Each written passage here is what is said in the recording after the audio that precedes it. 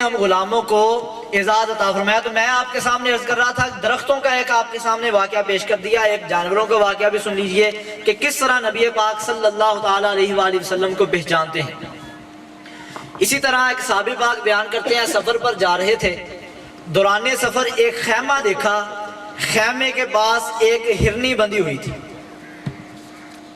وہ ہرنی بندھی ہوئی ہے، جیسے ہی اس ہرنی نے نبی پاک صلی اللہ تعالیٰ علیہ وآلہ وسلم کو گزرتے ہوئے دیکھا تو اس نے اچھل کود کرنا شروع کر دی، اچھل کود کرنا شروع کر دی۔ نبی پاک علیہ السلام اس کے پاس تشریف لے کر گئے تو اس نے نبی پاک علیہ السلام سے کچھ کہا۔ اب ہرنی کہہ رہی ہے، خدا جانے کیا کہہ رہی ہوگی۔ وہ صحابی پاک فرماتے ہیں جب اس نے کچھ کہا تو نبی پاک علیہ السلام نے پوچھا اس کا مالک کدھر ہے؟ وہ کہیں پانی بھرنے کے لیے گئے ہوئے تھے۔ اب ہرنی نے کہا کیا تھا؟ اس نے فریاد کیا کی تھی؟ اس نے عرض کی یا رسول اللہ علیہ السلام، آج جنگل میں ایک دیہاتی نے میرا شکار کیا ہے۔ کیا کیا ہے؟ شکار کیا ہے، اور کہتی ہے کہ میرے چھوٹے چھوٹے بچے ہیں، میرے تھن جو ہیں وہ دودھ سے بھرے ہوئے ہیں، نہ تو یہ مجھے ذبح کرتا ہے کہ مجھے اس تکلیف سے نجات مل جائے، نہ یہ مجھے آزاد کرتا ہے کہ میں اپنے بچوں کو دودھ پلا لوں۔ یہ آپ حضرات تو سارے وہ ہیں کہ جو جانوروں کو رکھنے والے ہیں، آپ اندازہ لگا سکتے ہیں جب جانوروں کے تھنوں سے دودھ نہ نکالا جائے تو وہ تکلیف میں مبتلا ہو جاتے ہیں۔ تو اس نے اپنی اس تکلیف کا اظہار نبی پاک صلی اللہ تعالیٰ علیہ وآلہ وسلم کی بارگاہ میں کیا، عرض کی یا رسول اللہ علیہ السلام، مجھے تکلیف ہے اس کی وجہ سے، نہ یہ مجھے ذبح کرتا ہے کہ اس تکلیف سے نجات مل جائے، نہ یہ مجھے آزاد کرتا ہے کہ میں اپنے بچوں کو دودھ پلا لوں۔ اب دیکھیے نبی پاک علیہ السلام اس کے ساتھ ڈیل فرما رہے ہیں۔ کریم نے ارشاد فرمایا اگر میں تجھے چھوڑ دوں تو کیا تو اپنے بچوں کو دودھ پلا کے واپس آ جائے گی؟ جانوروں کے ساتھ یہ بات ہو رہی ہے، کیا میں تمہیں چھوڑ دوں تو تم اپنے بچوں کو دودھ پلا کے واپس آ جاؤ گی؟ عرض کی یا رسول اللہ علیہ السلام آ جاؤں گی۔ فرمایا اگر تو نہ آئی، اب دیکھیے وہ ہرنی اپنے لیے کیا سزا تعین کر رہی ہے۔ عرض کی یا رسول اللہ علیہ السلام اگر میں واپس نہ آؤں تو میرے لیے وہی سزا ہو جو ناجائز ٹیکس وصول کرنے والوں کے لیے ہوتی ہے۔ یہ وہ ہرنی نبی پاک علیہ السلام کی بارگاہ میں عرض کر رہی ہے۔ یہاں پر ہمارے علماء ایک بڑی پیاری بات عرض کرتے ہیں، نقطہ یہاں پر نکالتے ہیں، وہ کہتے ہیں کہ غور کیجئے، اتنا فرق تو اس ہرنی کو بھی معلوم ہے، اتنا فرق تو اس ہرنی کو، اس جانور کو بھی معلوم ہے کہ عام افراد کون ہیں اور رحمت للعالمین کون ہیں، کیونکہ وہ جس نے اس کا شکار کیا تھا وہ بھی بشری لبادے میں تھا، وہ بھی انسان تھا، جو اور ارد گرد گزر رہے تھے وہ بھی انسان تھے، لیکن اس ہرنی نے کسی کو دیکھ کر بلکنا شروع نہیں کیا، اس ہرنی نے کسی کو دیکھ کر فریاد نہیں کی، لیکن جیسے ہی اس نے رحمت للعالمین کو دیکھ لیا تو فریاد کرنا شروع کر دی۔